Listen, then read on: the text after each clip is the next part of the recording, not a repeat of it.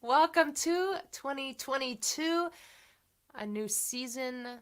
Welcome to Tomes and Tunes. This is episode 81. I am your host, Arielle Silver, and I have been enjoying since the beginning of the pandemic. Is that a weird way to say a sentence? I've been enjoying something about the pandemic, but really, I have been enjoying since the beginning of the pandemic talking with songwriters from around the world about another thing I love, books. As it turns out, a lot of songwriters love books, and I am also surprised to find a lot of songwriters just don't read either. And they have dug into their shelves and pulled out books that they forgot that they loved. So I like to think that I'm actually helping the world become readers for those who might not be book readers, and also the ones who are book readers. This has been awesome. A great way to share what they love or what they're reading right now, what they're interested in. It's been pretty cool. And then, of course, we end up swapping songs in the show. And so there'll be music. So here we are. I am coming to you from Los Angeles, my little she shed in the backyard. And today's guest is Linda Marks, a Boston-based singer-songwriter. I met her during the pandemic, as I have with so many of these guests on the show. We crossed paths, and she is going to come onto the show, and we're going to have our first real conversation. I'm very excited. So here we go. Welcome, Linda. Where are you? There you are. Hi. Hi, glad to be here, Arielle. Yeah, I'm glad to have you here. It's so fun that we just crossed paths at some point in time. We exchanged a couple of emails, and here we are just before the show started, already diving into I know. a great conversation. It's really been lovely to talk with you for the first time. Thank you. I feel the same way. Yeah. So you are in Boston, huh? Yes, I'm in Waltham, Massachusetts, technically, which is a little west of Boston, but for the intents and purposes of a global audience, I live in the Boston area. I used to live in Waltham. Really? Wow. I went to college in Waltham.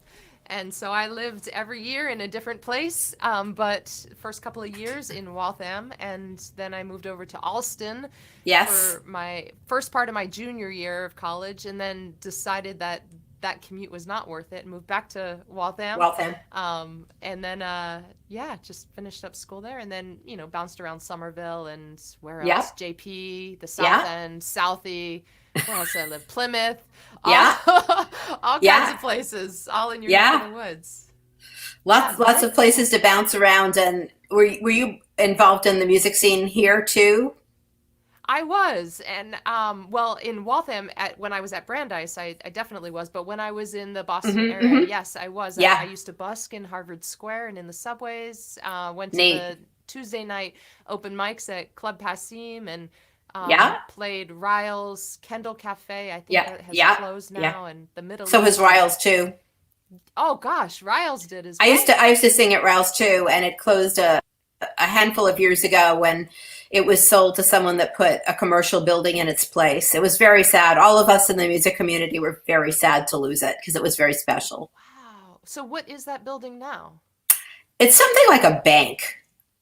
I know that, someone in my music circles actually posted a picture of what it looks like now, and all I could say is I had tears because we don't need another commercial building like that. Riles was special, and a lot of actually, when I went to grad school and I performed, I've had like two different times of being a professional musician when I was very, very young, and then I ended up becoming a single mom, and I call it, I fell under the undertow of life. You can't do everything at once, but you can't. Yeah, you can't. So sadly, I had a long period of time where I couldn't do what I love to do this way. And then when my mom was at the end of her life with Alzheimer's, and my son was 12 when I started trying to get my toe back in, My son's now 25. So, when my mom died actually in 2014, that's when I just totally left off and said, I'm doing this 1,000%. I can't not do this anymore. But the long and short of it is I went to Riles both in the first iteration and the second. So Riles has long-standing memories for me. Yes, I have a lot of really important memories from Riles as well. Yeah, both for Yeah. the jazz world of Riles and for the Yes. singer-songwriter world, and other stuff that would happen. Oh, it was a Right. great place. Oh, it really Exactly. was. Yeah. Exactly. And my being there, I'm a multi-genre artist, and I have been in the jazz world, whether it was performing at Scholars Jazz Club or Riles, but my Riles memories are from the jazz side of my life. Yeah. So, Yeah. yeah. Oh man. Yeah, there are a lot of wonderful I mean I've only been back to Boston couple of times in the last 15 years since I moved to LA. Wow. But I am going to be back in this coming summer, God willing, and the creek don't rise, which the creek keeps rising, and It keeps rising and changing and yeah, morphing, and yeah. But yeah. my intention, and I'm booking shows from Maine to Maryland, so I'll be on the East Coast in the summertime, and I'm going to be teaching at a conference outside of Boston for the first week of my time there. So I'm going to be spending a lot of time there. I'm super excited about it. Which conference and where? The International Women's Writing Guild. Oh my goodness. That takes me back too, because I actually am a book writer. And I could probably grab them off my shelf. I published a couple of books, and I was a speaker at some International Women's Writing Guild conferences way back when my first book came out in like 88, 89. I was very young. So I was at the International Women's Writing Guild conference way back when, teaching. Wow. Well, was it at Skidmore College? Yes, at Skidmore College. You got it. Yeah, and well, a woman named a woman named Hannah Hahn was running it. Yep. So yeah, wow. I never met her. She was gone by the time I started. I started coming as faculty for the guild. Oh, neat. So it was at Muhlenberg College in Allentown, Pennsylvania, when I started teaching with the guild, and that was my first experience with the guild, was teaching creative writing. Wow. And they, of course, last summer everything was, well, they've started some really fantastic online programming throughout the year, but last year, of course, the conference was entirely online programming. Right.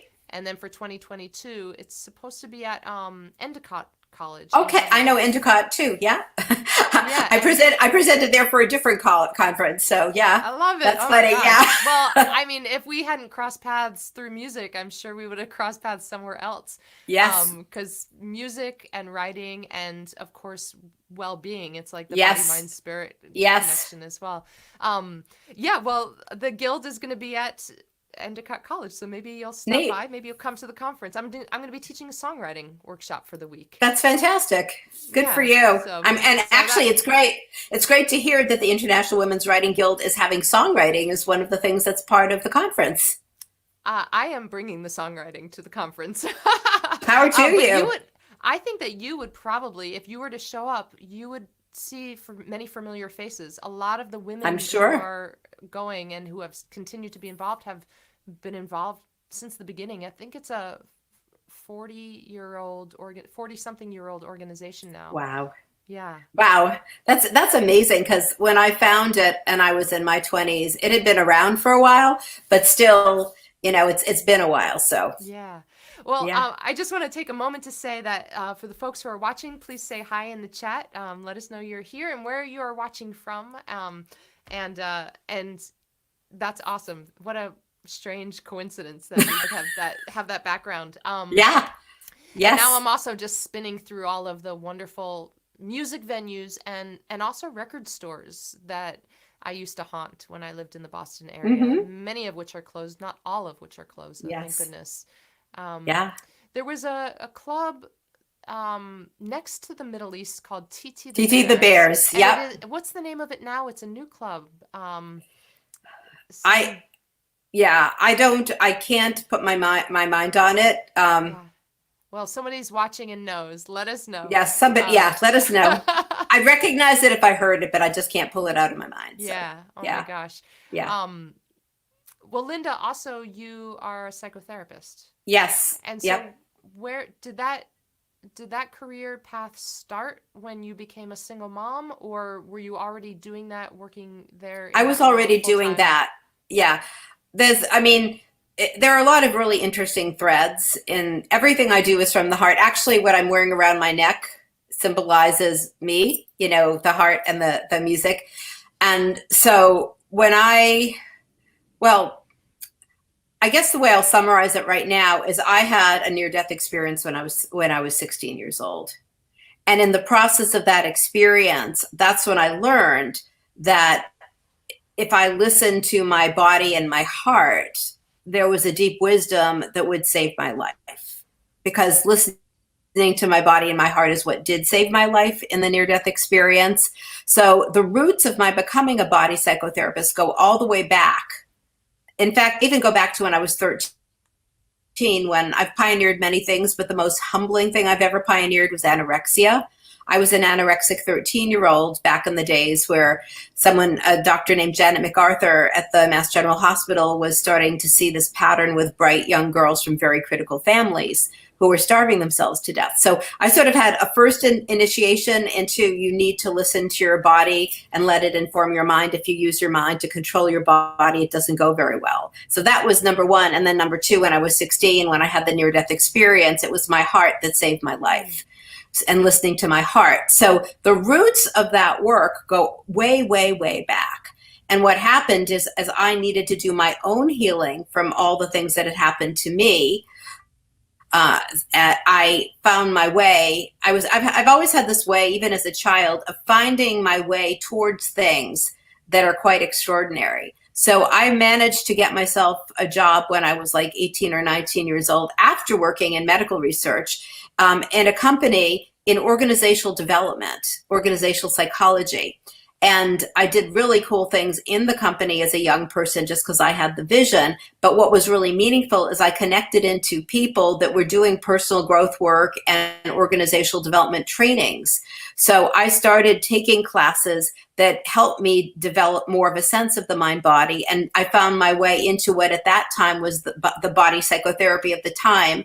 And there was both a spiritual side to it, and there was also the clinical side. And I started to get involved in both of those things. And what started to happen over time as I studied many different bodies of work, I found myself going to Europe. Actually, when my first book, which is called Living with Vision, Reclaiming the Power of the Heart, came out at the end of 88, beginning of 89, that book, I had been going to Europe because people could understand what I was teaching really well in Europe. I was even being made a keynote speaker at major conferences as a very young person, like Findhorn Foundation in Scotland. Anita Roddick, who was the founder of The Body Shop, which was a big thing at that time.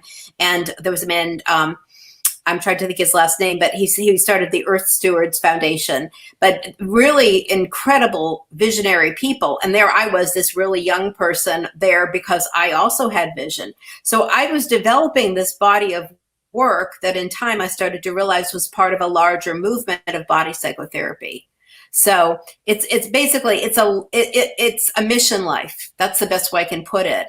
And I helped co-found the first state professional association in the country in the field of body psychotherapy in 1988 when I was very young.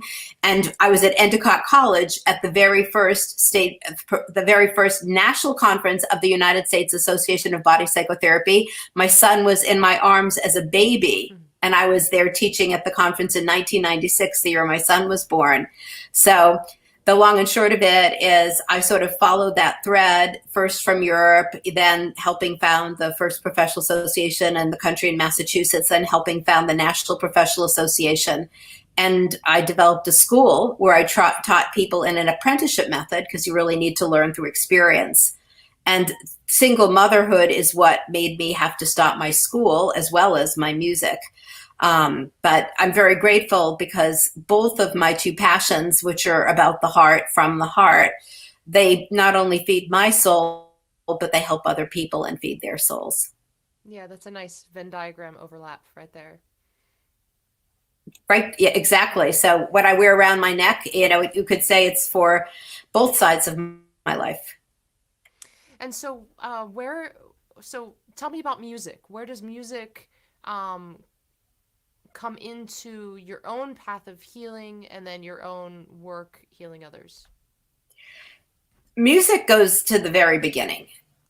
I could say I was born with a real passion for music. I didn't talk till I was 3, but I took everything in. And I would, as a toddler, before I could talk, I would toddle my way to any piano I could find and start playing things and start writing. And I had a father who, this is sort of paradoxical because his mom was actually an opera singer. But my father would always say music is a waste of a good mind. And here he's got a little girl who's like, all she wants to do is play music, write music, and get a piano.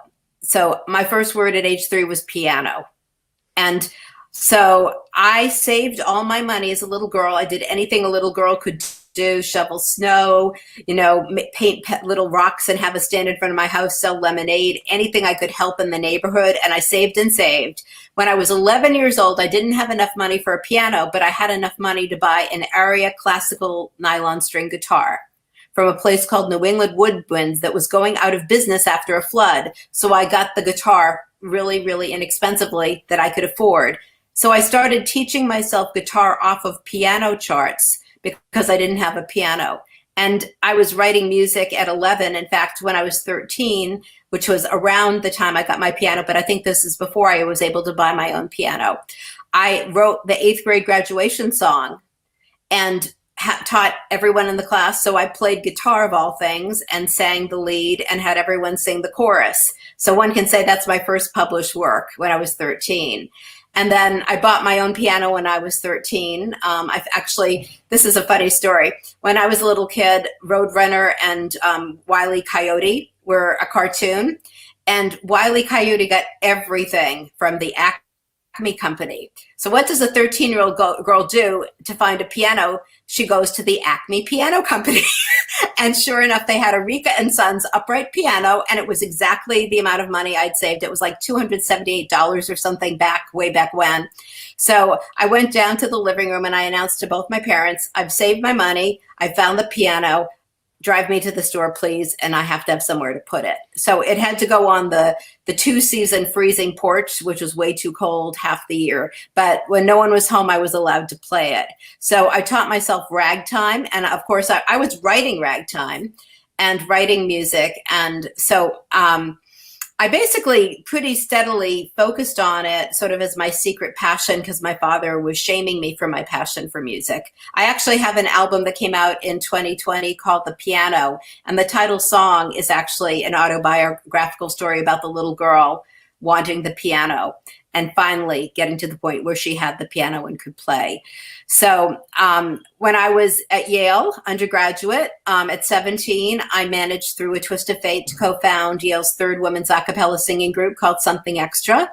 And I wrote and I arranged with the group. And I also played every piano in sight, including I was in a residential college called Calhoun that had a gorgeous grand piano, and I was there all the time playing. And I found another singer-songwriter to work with, and this became sort of a pattern where I'd find another musician and I was an arranger. So I'd arrange whatever we did and find someone who could at least either do harmony or do the melody if I did the harmony. So we performed, and I created a cafe called Cafe Calhoun as a venue to have live music when I was at Yale. And then when I graduated, I ended up going to the Sloan School at MIT for organizational development. And once again, the faculty club had a big grand piano. So where did I spend all my time? And during class, when the teachers saw me lit up and writing, it was not notes to the class. So I actually released my first album in 1983 when I was like 21 years old, very, very young. And people like Ron Delacase on WGBH, on WERS, on WMB, all the major stations, many of which are still there today, they took to the album and played it, which was quite extraordinary. And I met a woman named Lisa Wexler, who's one of my lifelong best friends, during her rinse cycle at the Arlington, Massachusetts laundromat when I was 21 and she was 26. And that afternoon, we ended up at my Rika and Sons upright piano in my apartment in Arlington and started a 3-year musical collaboration where we both wrote and I arranged and we both sang. And one of the most exciting things somewhere in the mid-'80s was we opened for Buskin and Bateau, who became dear friends, at Passim. So that was my first time that I got to play at Passim. So I could go on and on. I founded an artist alliance group called the Boston Arts Roundtable. That's another pattern of mine. I founded in 2018, I co-founded an artist alliance group called the Women in Music Gathering, which is designed to support women personally and professionally as musicians. And we used to, before the pandemic, meet monthly for a potluck dinner, to share in our circle and to do a song share. And then during the pandemic, we've had to pivot to Zoom meetings, but we still do some shows. We've done some shows virtually, but in November, we actually got to we started an annual group show where we had like 12 members of the group all perform in sort of, I call it a review style format, where everybody does a couple songs, but we mix it up so it's really interesting for the audience and sometimes collaborating. And we do a fundraiser. So we raise money for a charity called Wigs for Kids, who today actually sent me a thank you to our group for the money we raised. We did it at the Burren, which is our favorite venue. So we lost our 2020 show, but I think it would have been our 4th year show had we not lost the 2020. So it's really meaningful to do group shows and to support each other, and also to do things to help the community. We did a wonderful show for Buddy Dog Humane Society at Club Cafe in downtown Boston. That's the premier cabaret venue. And we had actually Loretta Hagen came in from New Jersey, and Tia McGrath was going to try to get down from Canada, but the weather was bad and the snow stopped her.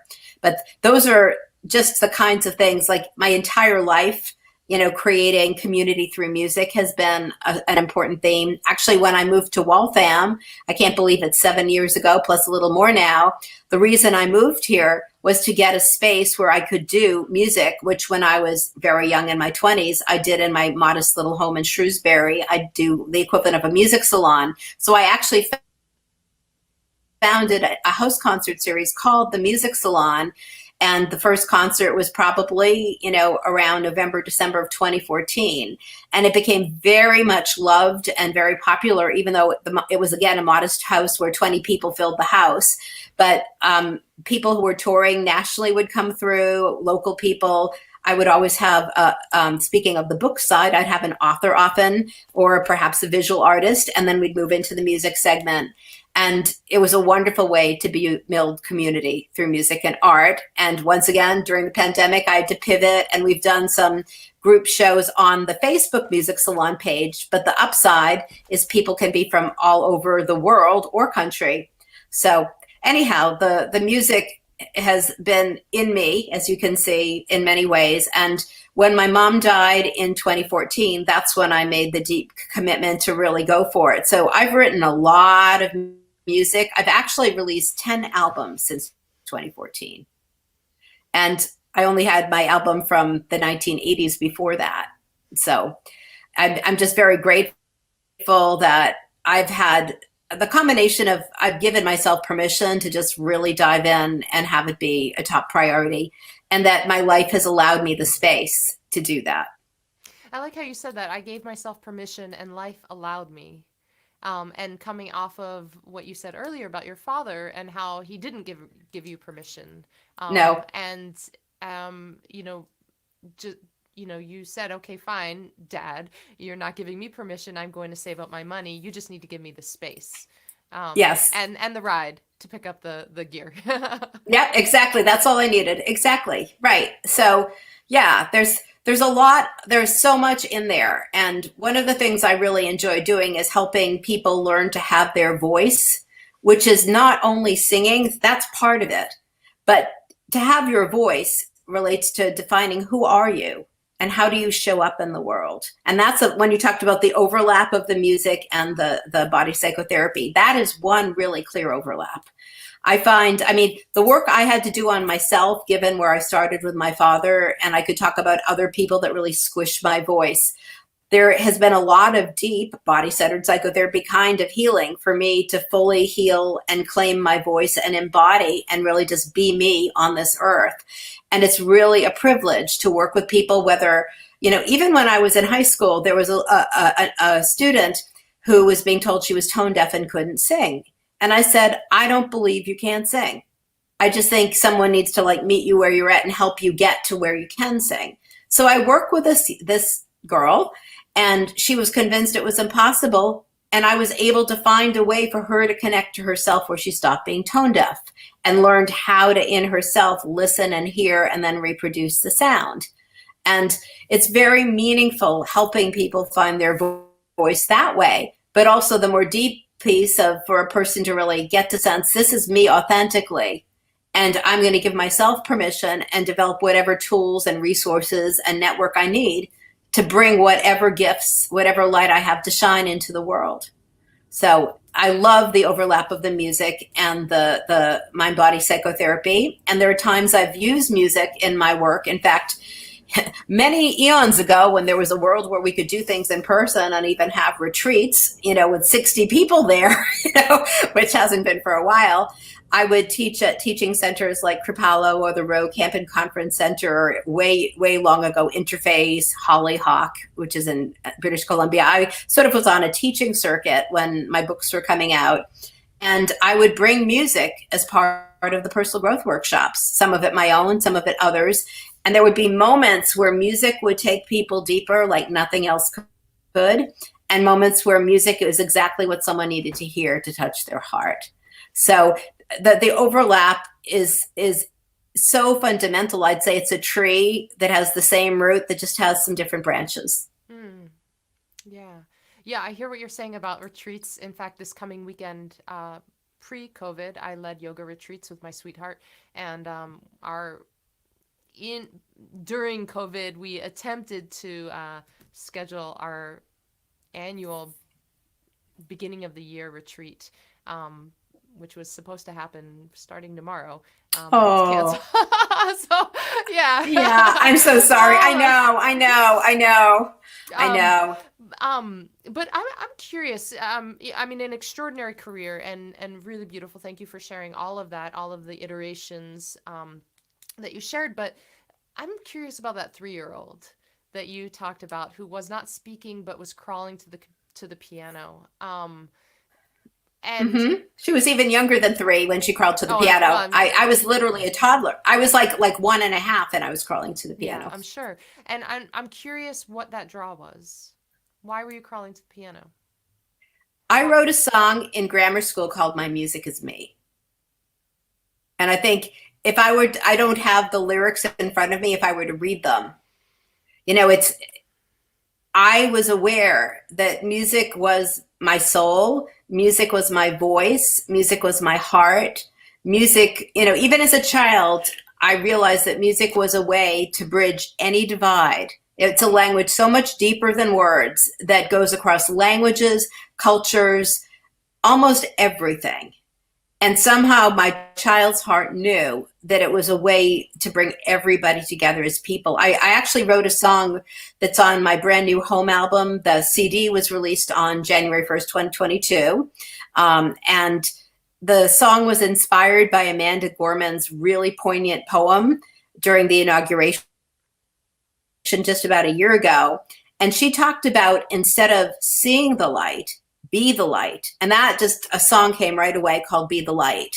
And that song, in many ways, I could say, is a song the 3-year-old would have written, because the vision the 3-year-old had was a group of people of every age, of every background, of every polarity coming together in song and singing together to show that we really are interconnected and united.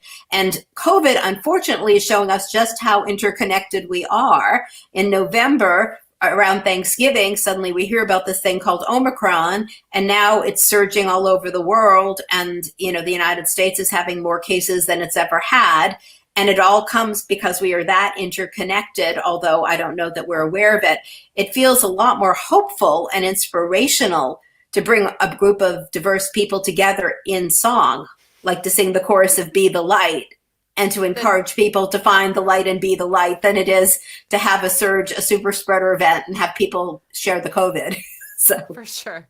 It is definitely more, music is more inspirational than COVID. Let's just put that on a t-shirt. Absolutely. What do you think it is about music? And before the show went live today, you and I were talking about live stream versus live in-person events. And so what is it about music? Because it sounds to me, I mean, everything that you have said is about music as a connector. Yes. Um, what are the benefits of live streaming? What are the drawbacks? What is the difference between live streaming and in person? How does music connect when you're in the same room with someone, not being a super spreader, but just sharing music Yeah. in the room versus what is it when it's online? Okay. This gets to the heart, really. Because the heart has the strongest electromagnetic field in the body. This is like my one side of my life connecting to the other side of my life.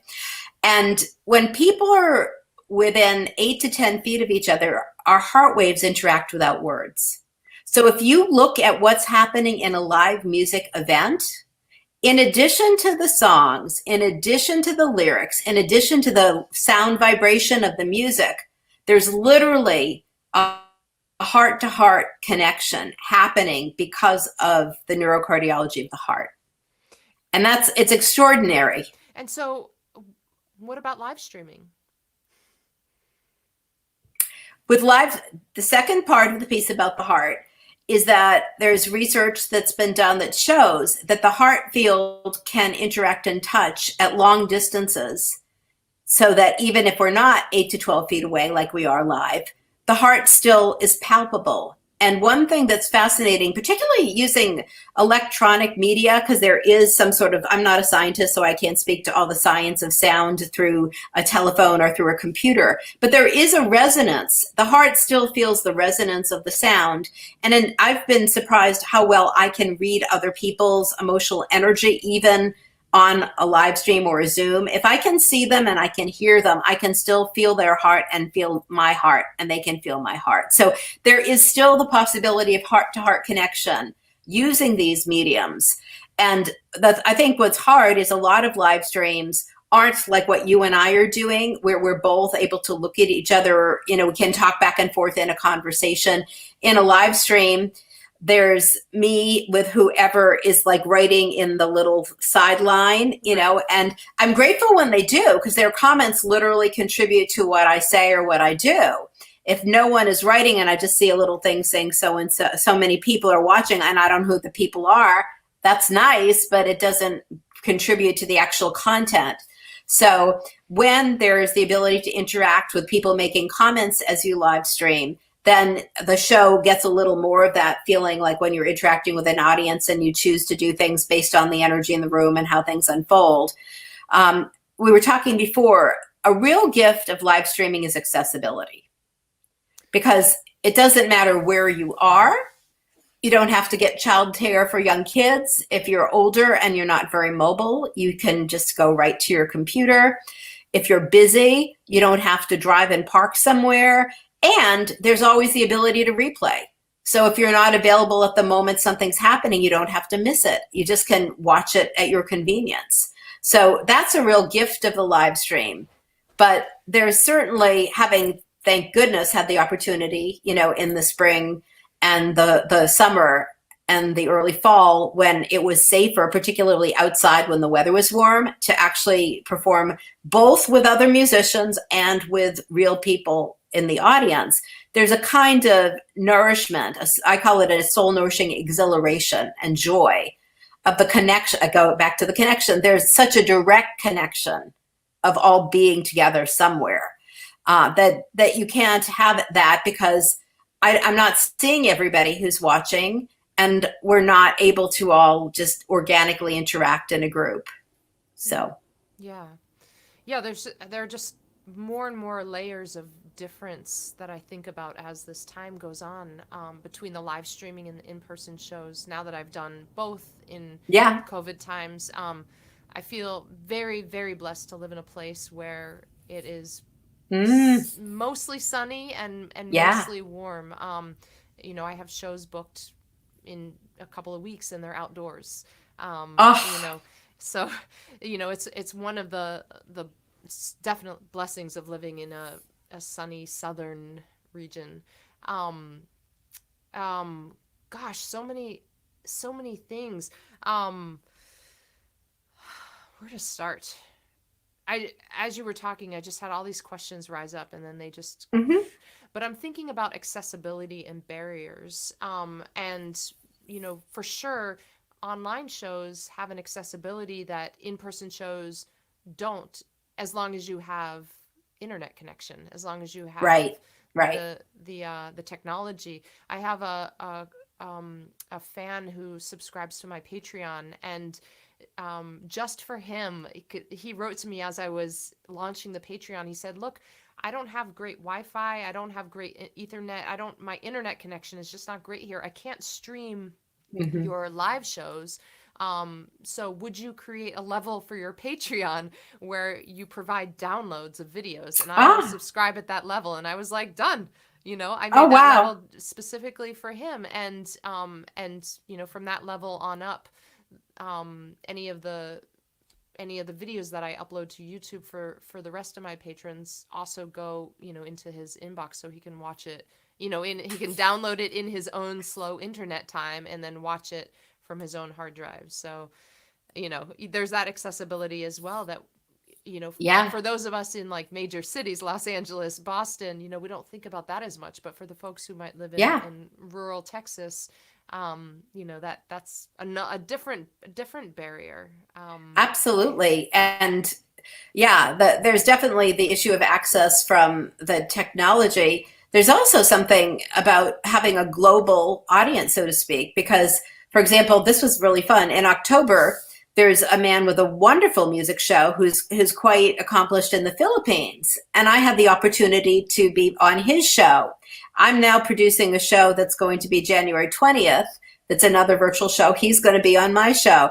And that kind of amazing exchange wouldn't have been possible because the accessibility of people, no matter where you live, no matter what the time zone is within reason, it's quite extraordinary that people can do that.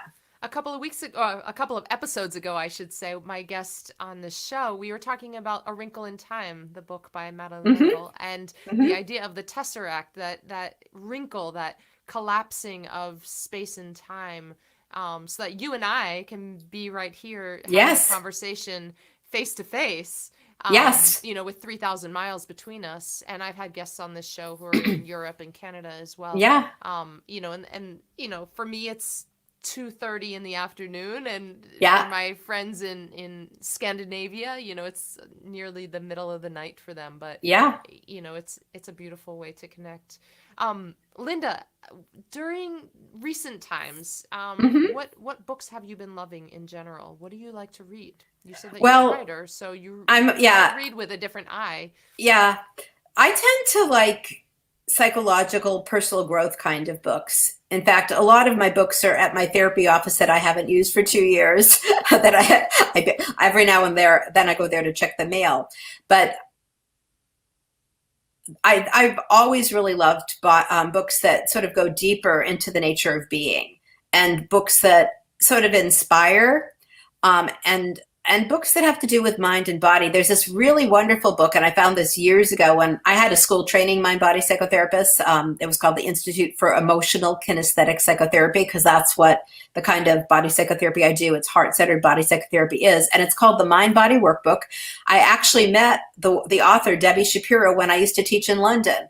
So she and I were at some event when I was teaching in London, and I saw she wrote this amazing book, and I immediately got a few copies, which I'm really glad I did. And it looks at how any symptom we have has emotional roots, which is exactly what the kind of psychotherapy I do looks at as well. And it gives an opportunity for people to gain insight into what they need, what's missing, what might have happened that might contribute to any medical condition you might have. So that's a book I love and I go back to again and again. I've shared with countless friends or clients because sometimes it's a very gentle way to introduce there is a connection between our hearts and our bodies. And if we start exploring the language of the heart and the body, it can help us both have a deeper sense of self and be healthier and learn what ails us and how to get healthy when we do feel something ails us. So that kind of book has always been meaningful to me. Louise Hay, who's now deceased, wrote, she had a book that was very much like Debbie Shapiro that became very popular. And her whole Hay House Publishing published lots of books that were mind, body, spirit. The book that I brought today is one of the ones that I actually have in Waltham by Brene Brown. It's called Daring Greatly.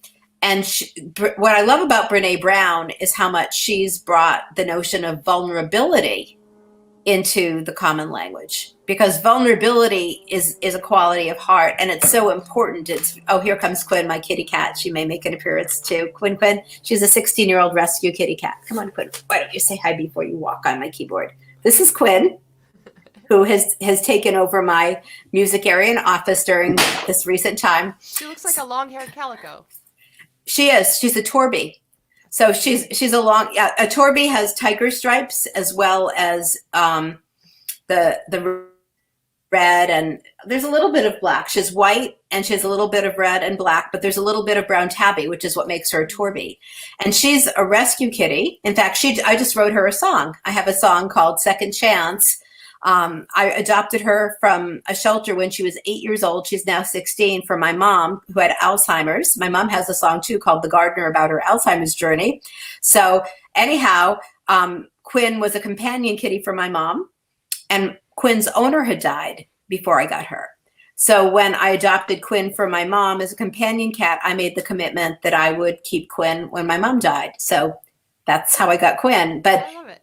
She may very well be a Maine Coon cat, because the kind of Torby pattern she has and the way she's, well, a Maine Coon cat that looks like her could be called a Torty, but because of the brown tabby, I think it makes her a Torby. And I actually got a Maine Coon kitten who's now 7 months old and who happens to be a Torty. So she's got red and black and white. So it's sort of funny the way life unfolds in terms of, I had an incredible cat named Scarlet, who is a silver tabby and white Maine Coon, and she has a song called Keeper of My Soul. I think that's on my 2019 In Grace album. And when she died in this past May, which was heartbreaking, I felt like I had to get another Maine Coon. So when I got Lily, that was an amazing, amazing experience. There's something about the Maine Coon soul that's very wise, and perhaps there's a little bit of connection to the spiritual that other cats don't have quite to that same degree. There's something extraordinary. But anyhow, that's why I know that a calico long hair Maine Coon is called a Torty. Well, what passage does Quinn want you to read from Brene Brown? Quinn would like me to read about wholeheartedness, wholehearted living, which I love that idea. Give us a little bit of it. Yeah. Wholehearted living is about engaging in our lives from a place of worthiness. It means cultivating the courage, compassion, and connection. I love those words, courage, compassion, and connection. To wake up in the morning and think, no matter what gets done and how much is left undone, I am enough. It's going to bed at night thinking, yes, I'm imperfect and vulnerable and sometimes afraid, but that doesn't change the truth that I'm also brave and worthy of love and belonging. The definition is based on these fundamental ideals. Love and belonging are irreducible needs of all men, women, and children. We're hardwired for connection. It's what gives purpose and meaning to our lives. The absence of love, belonging, and connection always leads to suffering. I'm just going to, for a minute, just step out to say, before you talked about how the connection was such a theme for me, that's related to this passage as well in the wholehearted living. Yeah.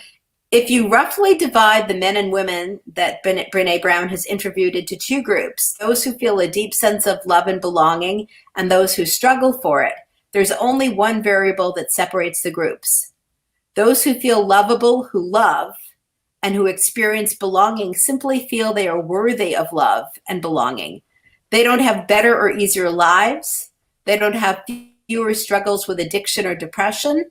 And they haven't survived fewer traumas or bankruptcies or divorces. But in the midst of all these struggles, they've developed practices that enable them to hold on to the belief that they're worthy of love, belonging, and even joy. A strong belief in our worthiness doesn't just happen, it's cultivated when we understand the guideposts as choices and daily practices. The main concern of wholehearted men and women is living a life defined by courage, compassion, and connection. The wholehearted identify vulnerability as the catalyst for courage, compassion, and connection. In fact, the willingness to be vulnerable emerged as the single clearest value shared by all the men and women that Brene Brown attributed to be called wholehearted. They attribute everything from their professional success, their marriages, to their proudest parenting moments, to their ability to be vulnerable. So I'm going to stop there. Thank you. Lovely. Yeah, thank you for sharing that. Absolutely. It's funny, the book that I am going to share is just a step away from Brené Brown. I Ha! thought that this would be a great way to enter the new year with a reread of Elizabeth Gilbert's Big Magic, Creative Living Beyond Fear.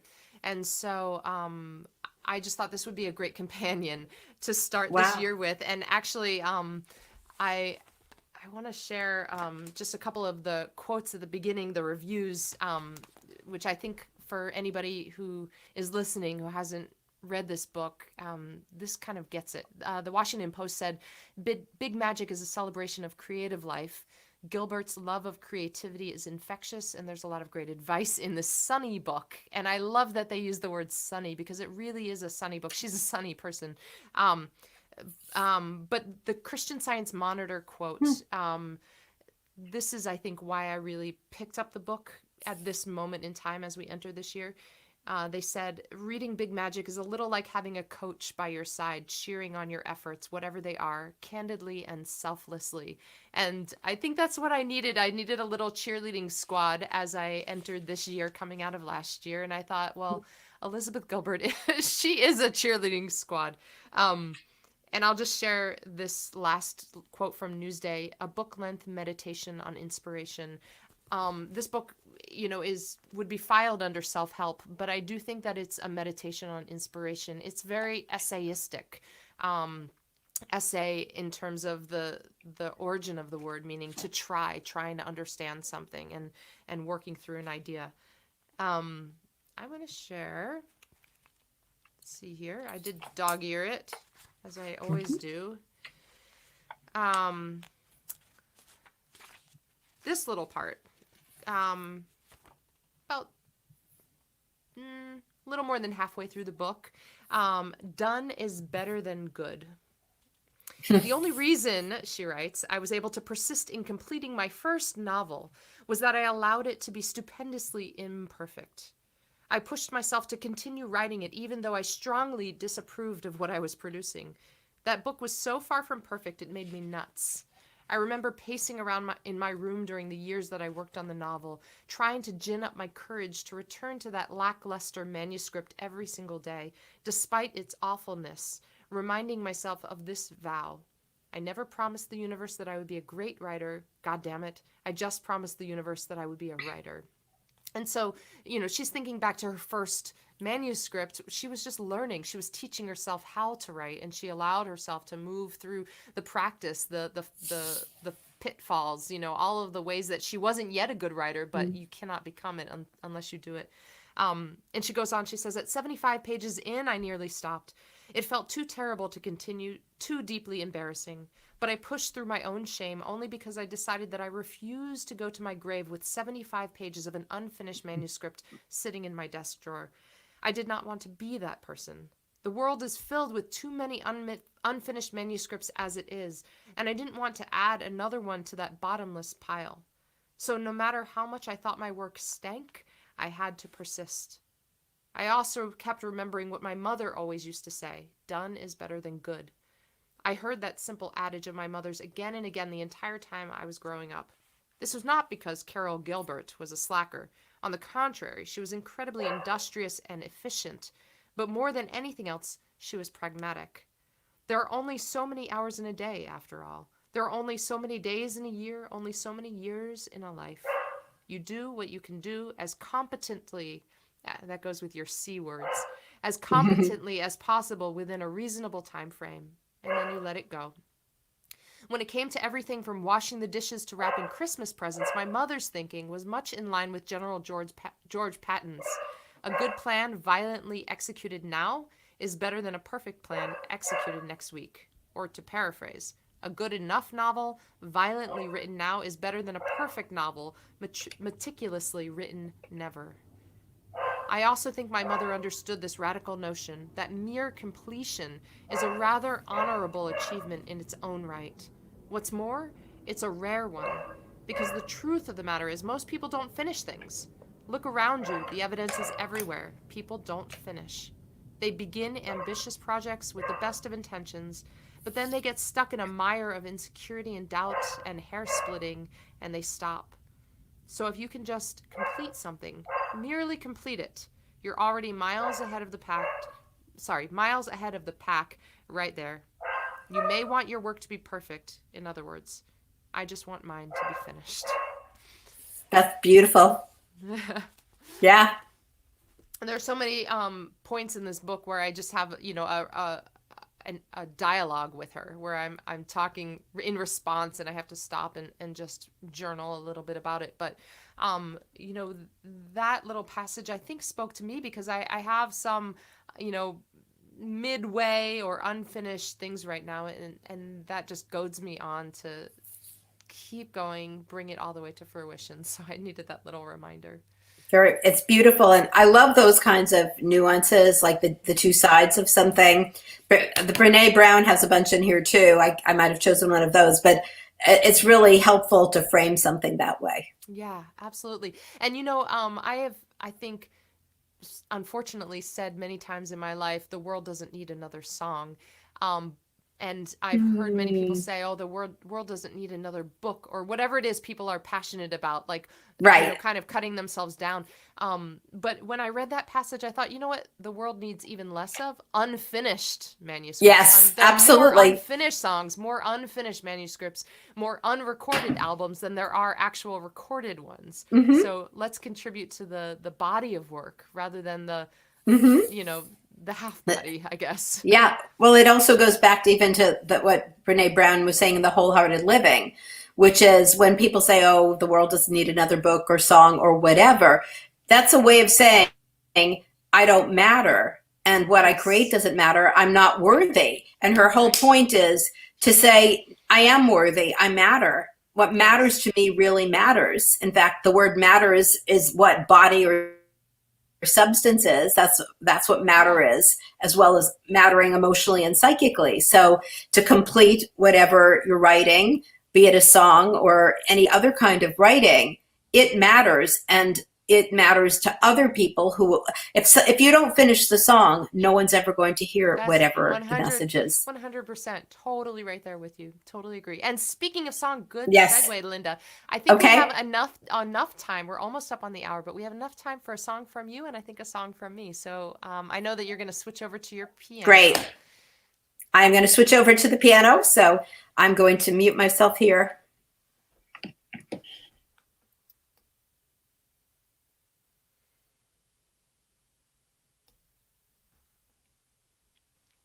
We are going to let Linda come over to the piano, and here she is arriving right now. She's got the 2 cameras set up. Pianos are not as mobile as guitars, and so we've got her. And she's on mute right now, but she's going to unmute herself.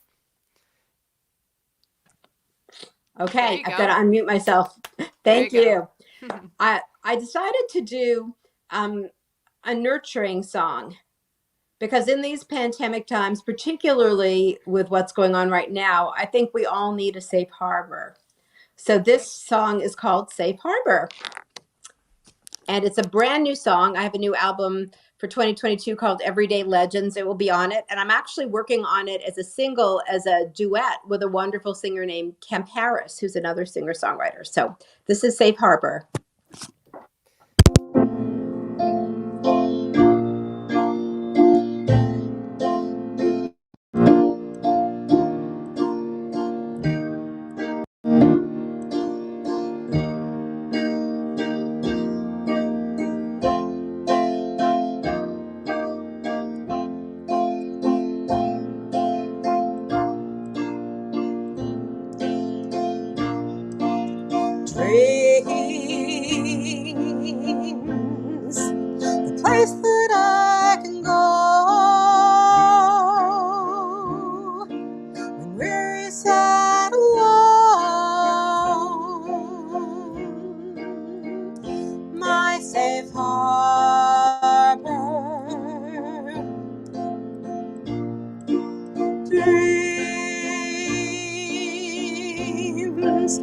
haven from the world, awaiting saints of hope in my mind's garden. I close my eyes and I enter a world where vision can grow. I can craft what to be, savoring sunlight, embracing the dark night, magical movie clips written for me, dreams, seeds of things to come, resting dormant, sleeping on leaves, dreams, possibilities, gifts for the future, waiting for the spring, threads of my story still wait to be woven, a beautiful garment evolving in time, people and places and moments and faces, a plot line unfolding, I'm making it mine.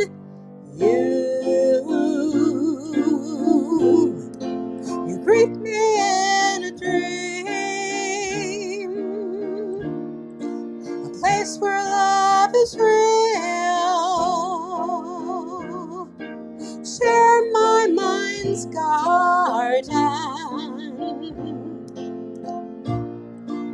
walk with me slowly, your hand holding mine, as we open the pathways to what we desire, savoring softness right here in this moment, we drift into slumber, our dreams lift us higher, dreams, a haven we can share, together or alone, our safe harbor, dreams will nurture both our souls,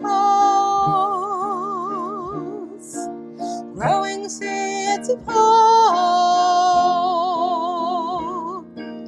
in our mind's garden, growing seeds of hope in our mind's garden, our mind's garden, our mind's garden.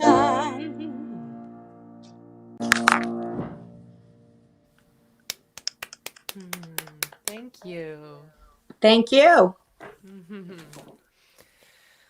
Oh, you just transported me to a garden, and thank you. That was lovely, lovely imagery. Thank you. Linda, are you gonna sit there at the piano, or are you gonna hop Yeah, back I'm going onto to stay the at the other? piano Yeah. to hear your Okay, song. cool. Yes. Okay, great. Let me just give me a quick tuning check. There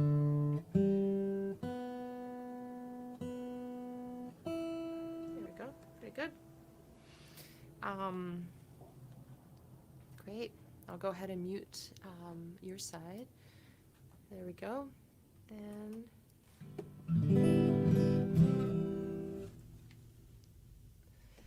so I thought this would be a nice song to start the year with. It's I wrote it a couple months ago. I've played it on this show a time or two, maybe three. but who's counting, right? But it's a song about just holding on to a beautiful moment. It's called Bottle Up Tonight.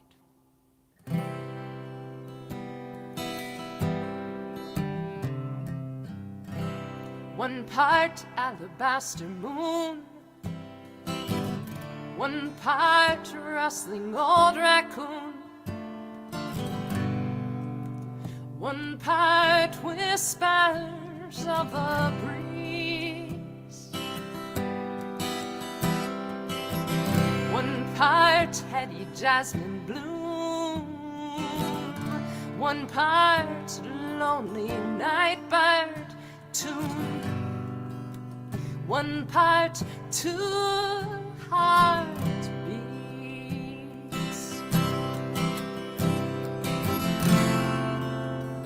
Might we make an apothecary potion?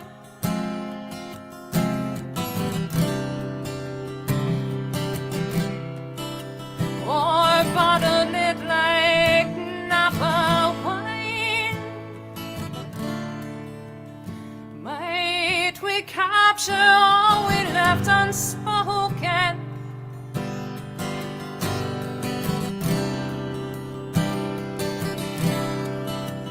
Cork it up for future delight, whatever time might hold, whatever fate unfolds. Forget all that we can't control, but let's bottle up tonight.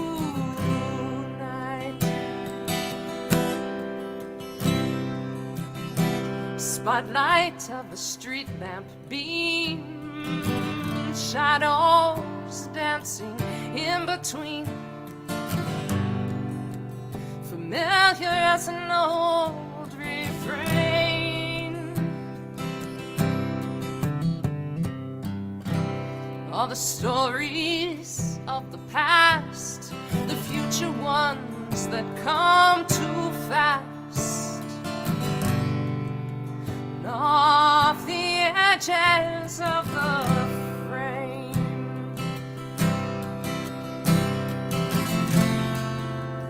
Might we make an apothecary potion?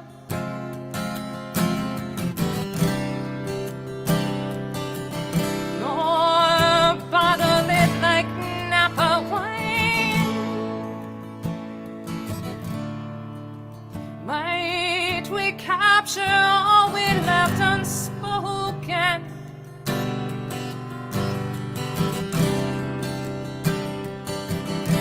Cork it up for future delight, whatever time might hold, whatever fate unfolds.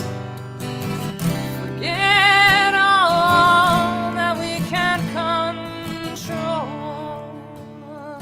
but let's bottle up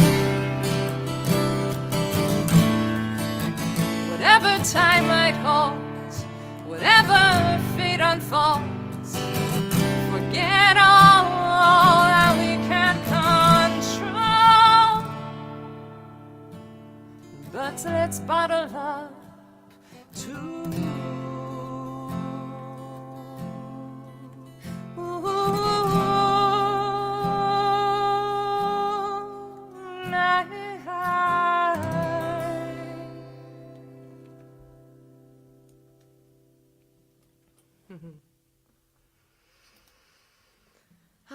Thank you. That was beautiful. I particularly liked the imagery of the apothecary potion. I can't remember how I ended up writing those words. It was just one of those creative moments that you don't remember, that just happens. And as soon as it happened, I loved it. You know, it was just there. So yeah, it's kind of funny. The texture, the imagery, and the feel of that phrase is so cool. Thank you. Thank you very much. Linda, it has been such a joy, a pleasure, and honor to have you on the show. Thank you for spending the time to be with me and to share your experiences, your thoughts, everything, your book, your music. Thank you. Thank you. It's been a total honor, pleasure. and privileged to be on the show with you. And I really appreciate your spirit and everything that you're doing. And I really appreciate this opportunity. Thank you. And people can find you at your website, Linda Marks Music. LindaMarksMusic.com. Yes. LindaMarksMusic.com. Wonderful. Thank you, Linda. You stay right there.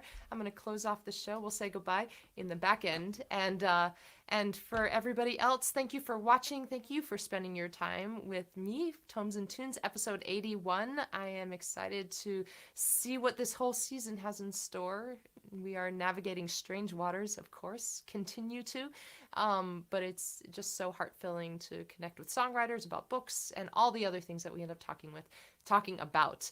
I hope that you are safe. I hope that you are sound, and I hope that we can see each other soon. Until then, be well and see you next week. Oop, there we go.